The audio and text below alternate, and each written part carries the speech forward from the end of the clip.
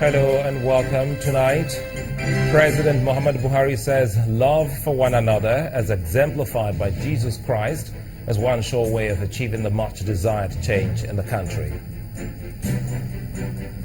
Fire guts over 4,000 shops in the popular Sabongeri market in Kano, northwest of Nigeria, leaving properties worth billions of naira destroyed. Director General of the National Youth Service Corps promises to bring to book killers of a corps member who lost his life during the Rivers State rerun elections. And Belgian prosecutors charge a man with terrorist offences in connection with Tuesday's attacks in Brussels that left at least 30 people dead. And on business news tonight, the Nigerian stock market closes the week up by 0.8% as financial markets observe the Easter holiday. And in sports news, Nigeria's Flamingos qualify for the FIFA Under-17 Women's World Cup after getting past South Africa.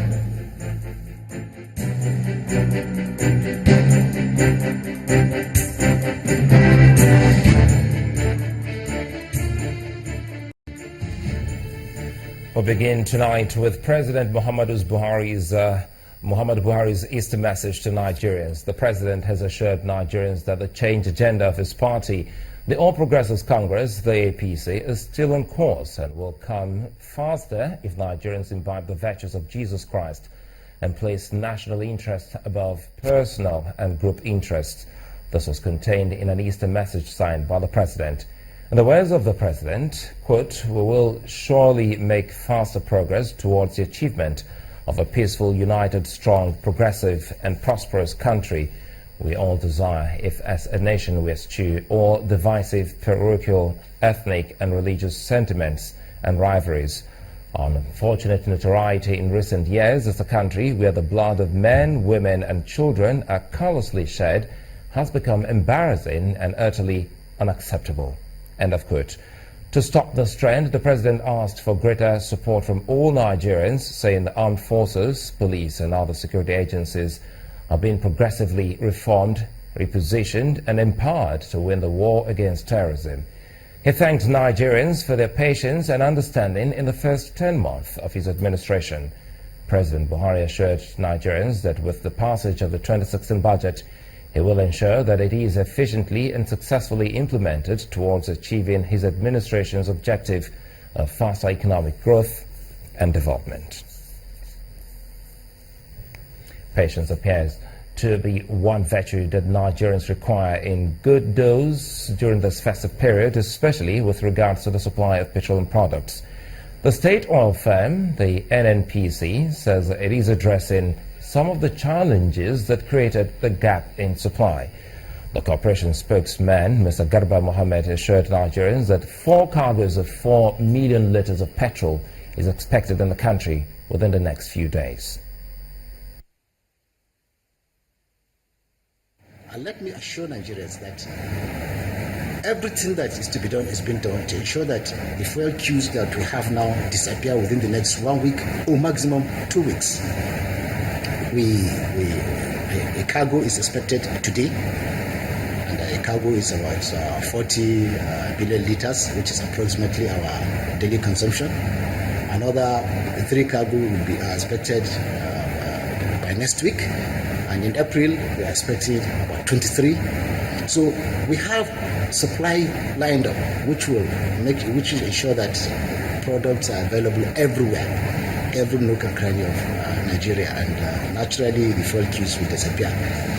Even this present shortage now that you are seeing, a lot, panic buying contributed, probably due to the way that the minister's statement was misunderstood. 3, 4, 5 days ago, the queues were not like this. But immediately after that unfortunate reportage of the minister's statement, the queues spiked. That was not the true situation at all. He never said, he couldn't have said that fuel queues will linger for the next 2 months, where he knows more than anybody that the petroleum products, through cargo supply are expected within the next few days. So at worst, 2 weeks. Probably by next week, so most of these queues will disappear. It is the long-term solutions that will take at least until May. The NNPC spokesman Garba Mohammed there, still on the scarcity of petroleum product, this time in Plateau State. Security operatives in the north-central state in Nigeria have commenced the enforcement of the ban on all forms of roadside and illegal sale of petroleum products in jerry cans, drums and open tanks within the Jos and Bukuru metropolis.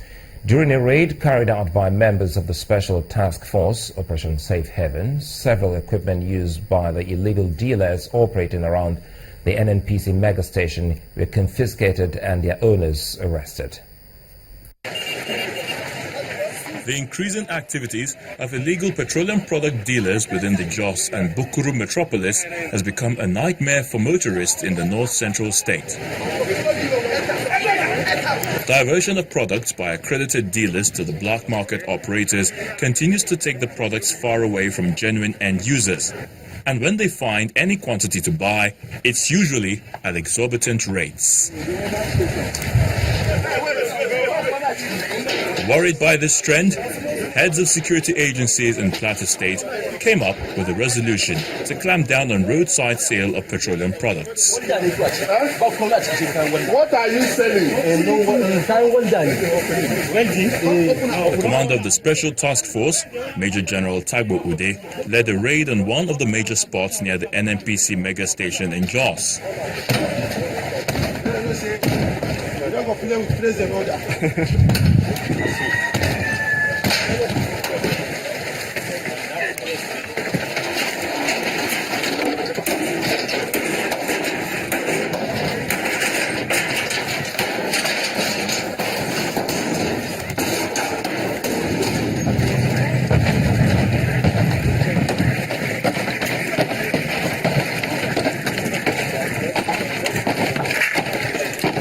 Members of the public also benefited from the exercise, as all products found were distributed free of charge.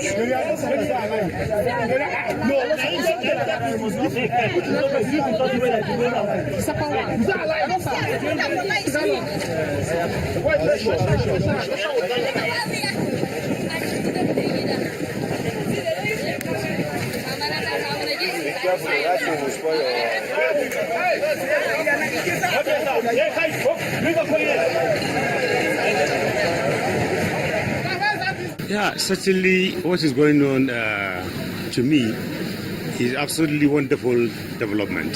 They get the fuel at the cheaper rate and they want to do roadside and sell it at the higher rate, which is today is 1,500 naira per litre, per gallon, which the fuel has not been increased in any way.